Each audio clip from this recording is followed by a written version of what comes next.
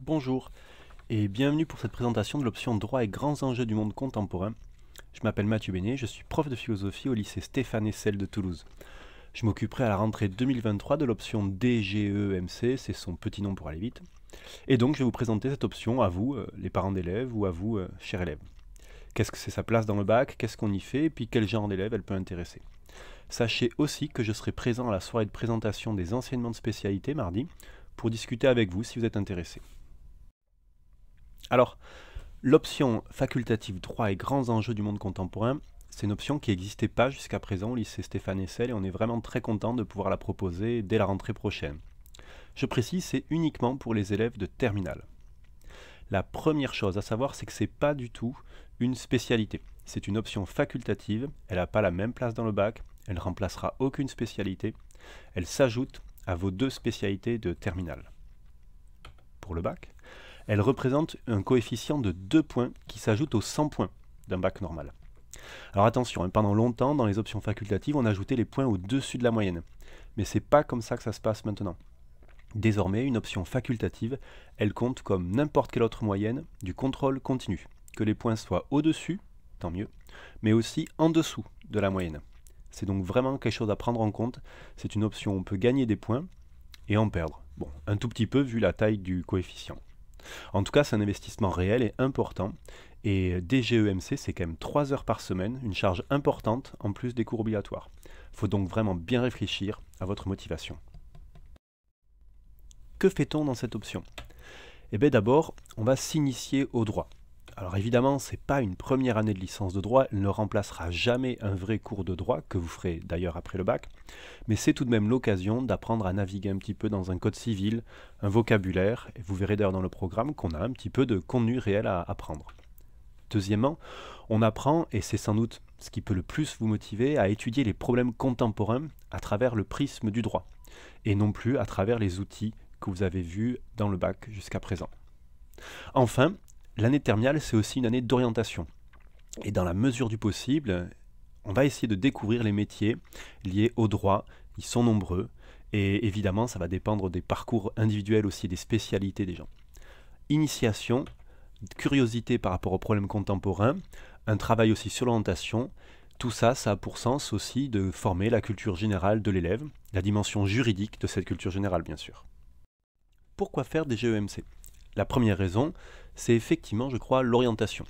Il va s'agir de découvrir un petit peu de droit, et ça peut nous aider pour savoir si on aime vraiment ça, ou parfois ça arrive aussi, si finalement on s'est trompé, qu'on ne veut plus en entendre parler par la suite.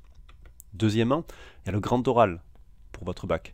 Et DGEMC, 3 heures par semaine, en groupe assez réduit, en plus avec une insistance sur les exercices oraux, c'est quelque chose qui va vous muscler pour l'épreuve du grand oral.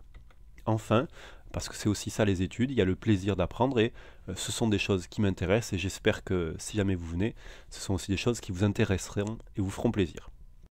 Quelles sont les qualités nécessaires pour vous épanouir et pour réussir dans cette option? La première, bien sûr, c'est une capacité importante de travail, indispensable pour un enseignement qui représentera 3 heures de votre semaine. La seconde, c'est une réelle curiosité. On va aborder des sujets sous un angle assez nouveau, l'angle juridique, qui n'a pas été très souvent exploré au lycée. Pour réussir, ensuite, il faudra une troisième qualité, le goût pour la discussion et pour la contradiction. En abordant des problèmes contemporains, on aura à prendre position, à écouter les avis et les arguments des autres. Si vous ne supportez pas qu'on ne soit pas d'accord avec vous, ça ne fonctionnera pas. Enfin, la rigueur logique est indispensable pour réussir. L'approche juridique d'un problème repose sur le respect de méthodes et de textes bien précis. Il faut comprendre et respecter. Rentrons dans le détail du programme. Il est divisé en deux parties. La première décrit un contenu théorique sur le droit, sur ses sources, sur l'organisation du monde juridique en France et au niveau international. Cette partie va servir à acquérir des connaissances suffisantes pour mieux comprendre et pour pouvoir se positionner et débattre sur des questions d'actualité qui ont un aspect juridique. Nous devrons ainsi travailler sur au moins 3 des thèmes que vous voyez sur votre droite.